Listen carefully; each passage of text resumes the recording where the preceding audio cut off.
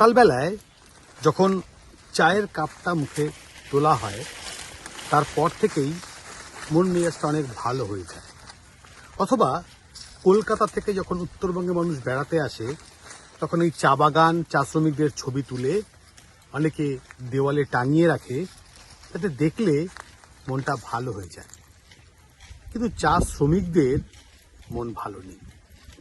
তার কারণ প্রতিদিন তারা কাজ করে মাত্র 220 টাকা রোজগার করে, যে টাকা দিয়ে তাদের নিজেদের ভরণ পোষণ, বাচ্চাদের লেখাপড়া এবং চিকিৎসা পুরোটাই করতে হয়। বেশি টাকা তারা দাবি করলেও সেটা যে মানা হয় এমনটা নয়, কিন্তু প্রয়োজন রয়েছে। এরা প্রত্যেক দিন এই জায়গায় দাঁড়িয়ে তাদের লড়াই, তাদের কথা বলে চলেছেন, কিন্তু শুনবে কে? চায়ের কাপে কিন্তু তুফান ওঠে অন্য সব বিষয়তে, এই চা শ্রমিকদের কথা ছাড়া।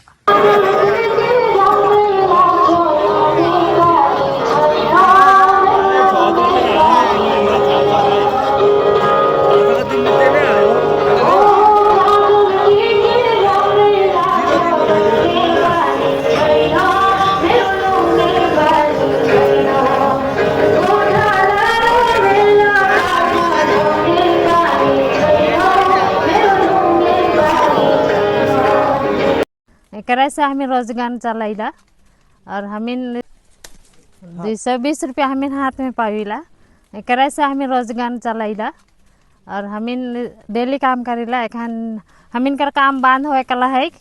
एखन इठो लास्ट दिसंबर एखन लास्ट कमा थे ना ना হয় নাই হয় নাই।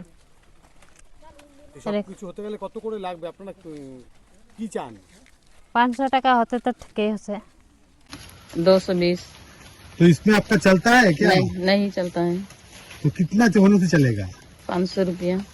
এখানে আমি এখানে ওষুধ ছিটতে আসি চা বাগানে। চা বাগানে কাটায় ছাটায়ের এই যে আমাদের হাজরা আছে কত, এই যে 220 টাকা মতন হবে।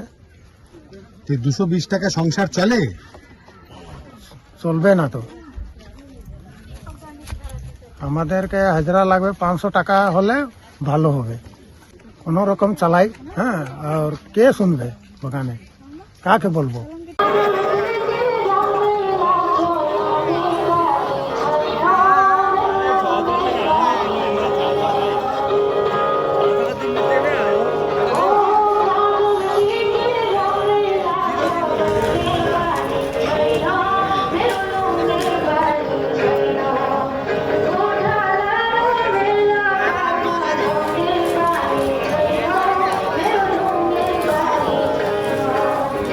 সমস্যা বিবিধ আছে।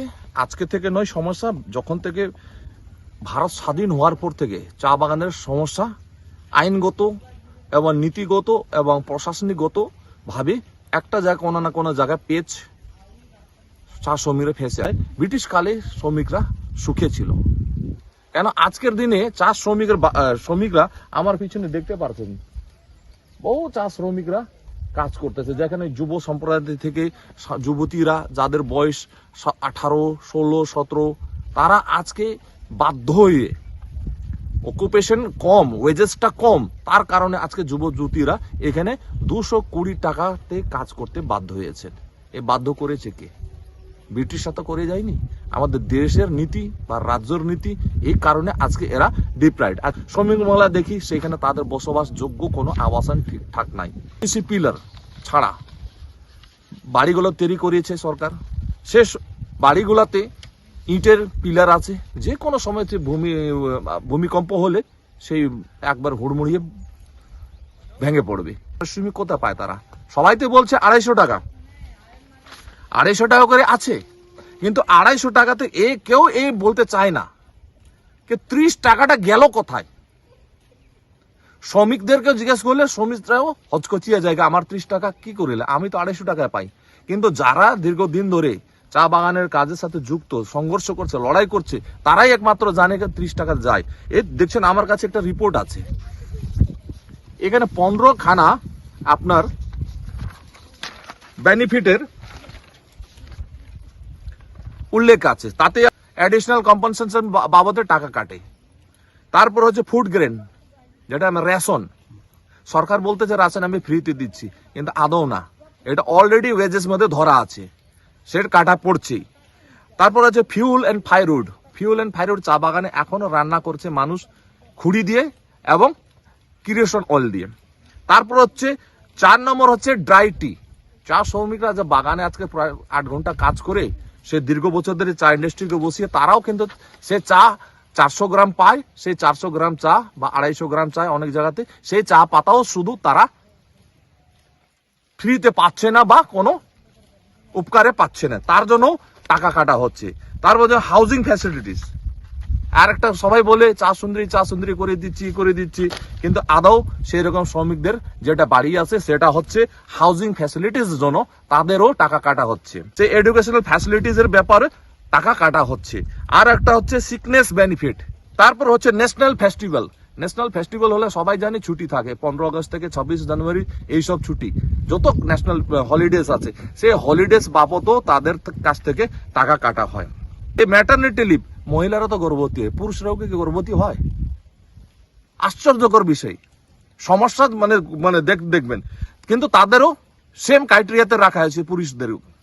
এই 15টা হচ্ছে টাকা, মানে 30 টাকা যেটা মানে পায় না শ্রমিকরা হাতে, সেই 30 টাকার হিসাবটা আমি দিলাম, কি বাবদে তাদের 30 টাকাটা ফিস বেনিফিটের আওতায় চলে।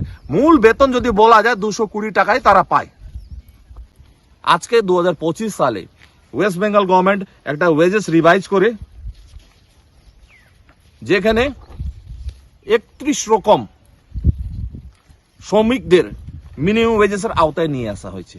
তাদের কারো 375, 376 টাকা, কারো স্কিল্ড আনস্কিল্ড করে ক্লাসিফাই করে তাদেরকে ওয়েজেসের একটা ক্যাটাগরিতে রাখা হয়েছে, কিন্তু চা শ্রমিকদেরকে আজ পর্যন্ত মিনিমাম ওয়েজেসের আওতায় রাখেনি। ভোট নিবে, সরকার করবে, এই পরিকল্পনা করে রেখেছে বলে আজকে তারা মিনিমাম ওয়েজের আওতা নাই।